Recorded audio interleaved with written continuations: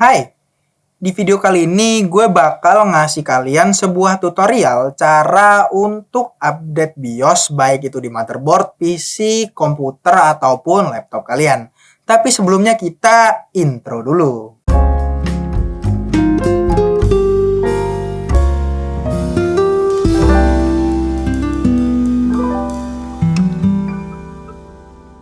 Hai friend, balik lagi sama gue Raka di sini di 21 Creative Media, channel yang ngebahas teknologi secara kreatif. Kalau kalian tertarik seputar teknologi, terutama tentang PC, bisa langsung aja subscribe dengan mengklik tombol subscribe di bawah sini nih.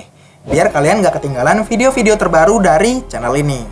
Jadi sesuai yang gue bilangin di awal tadi, kalau di sini kita akan ngasih sebuah tutorial untuk update BIOS baik itu di PC ataupun laptop kalian. Jadi yang kalian butuhin pertama itu adalah sebuah flash disk. Terserah ukurannya mau berapa giga. Terus yang kedua, ini khusus buat kalian yang mau update BIOS laptop kalian itu perluin casannya.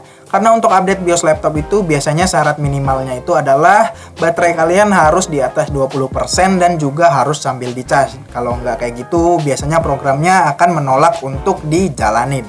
Nah, jadi langkah selanjutnya itu adalah kalian harus cari tipe ataupun model laptop kalian ataupun motherboard kalian itu di Google. Jadi di sini gue tulis tipe motherboard gue yaitu Asus Z97K dan akan muncul hasil dari web resminya Asus. Lalu kalian tinggal klik aja dan menuju ke tab support ataupun dukungan. Dan kemudian akan ada pilihan driver and tools. Di situ akan ada banyak pilihan BIOS. Jadi kalian tinggal download aja yang paling terbaru, bisa dilihat dari tanggal rilisnya. Jadi untuk semua jenis motherboard dan laptop itu akan sama ya, tinggal cari di web resminya baik itu MSI, Gigabyte, laptop Asus, laptop Acer juga semuanya akan sama. Kalian tinggal cari aja tipenya di Google dan pasti akan muncul dari web resminya.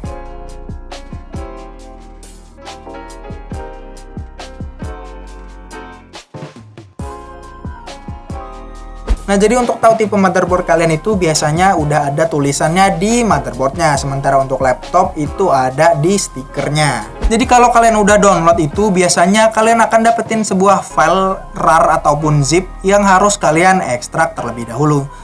Terus setelah kalian ekstrak akan muncul satu buah file yang biasanya nggak bisa langsung dibuka. Nah, langkah selanjutnya kalian copy file tersebut ke flash disk kalian. Tapi format flash disk kalian itu harus FAT32. Karena biasanya BIOS nggak bisa ngebaca format flash disk yang NTFS. Tapi kalau kalian ekstrak file hasil downloadan kalian tadi itu hasilnya ada banyak banget filenya. Di sini gue contohin BIOS Acer yang tadi gue download. Yang kalau diekstrak itu akan muncul banyak folder. Tapi biasanya kalau kalian buka di foldernya itu akan ada sebuah file dokumen instruksi cara update-nya. Dan juga akan ada sebuah folder yang namanya kayak Windows gitu. Dan kalian tinggal buka aja, biasanya di situ akan ada sebuah file exe ataupun bat. Jadi kalian tinggal jalanin aja file bat tersebut. Tapi kalau kalian nggak ada file bat-nya, kalian bisa jalanin aja file exe-nya tersebut. Dan dia akan otomatis update BIOS kalian tanpa perlu flash disk kayak tadi. Jadi semuanya itu akan otomatis. Tapi perlu diingat kalau kalian pakai laptop, posisi kalian itu harus sambil ngecas dan juga baterainya di atas 20%. Jadi lanjut ke file yang telah kita pindahin ke flash disk tadi. Langkah selanjutnya adalah menuju BIOS dengan cara restart PC kalian. Biasanya dengan cara menekan tombol delete ataupun F2. Tapi untuk setiap motherboard biasanya berbeda-beda. Tapi karena di sini gue menggunakan Asus, jadi tombolnya itu adalah F2. Dan untuk Asus ini akan ada pilihan update BIOS di tab tools yang namanya Asus Easy Flash 2. Sementara kalau kalian pakai Gigabyte bisa pencet F8 dan kurang lebih begitu juga dengan MSI, ASRock, Acer dan lain-lain. Setelah itu kalian bisa tinggal pilih flash disk kalian yang di sini bisa dilihat dari ukuran kapasitasnya, di sini 8 GB. Dan kalian tinggal pilih aja file yang udah kalian copy, terus dia akan otomatis update BIOS kalian dengan sendirinya, dan kalau udah selesai dia akan restart otomatis. Perlu dicatat kalau kalian itu nggak boleh cabut flash disk kalian ataupun matiin PC kalian sebelum update-nya itu selesai, biar nggak terjadi hal-hal yang nggak diinginkan. Tapi kalau PC-nya udah restart secara otomatis, biasanya itu update-nya udah selesai dan kalian baru bisa cabut flash disk kalian. Terus apa sih keuntungannya update BIOS ini? Ya bisa dibilang update BIOS ini merupakan suatu hal yang cukup penting tapi jarang dilakukan oleh beberapa orang. Padahal update BIOS ini punya dampak yang bisa dibilang cukup bagus ya untuk device kita. Contohnya gue ambil di motherboard gue yang ini, bisa kita lihat setelah diupdate BIOS, motherboard gue ini akan mendukung prosesor Intel generasi kelima yang sebelumnya cuma bisa pakai prosesor generasi keempat. Terus dia juga menambahkan dukungan untuk beberapa kipas fan, kipas CPU, USB 3.1 dan juga mendukung NVMe. Karena sebelumnya motherboard gue ini cuma mendukung SSD M.2 SATA dan nggak bisa dipakein di M.2 NVMe.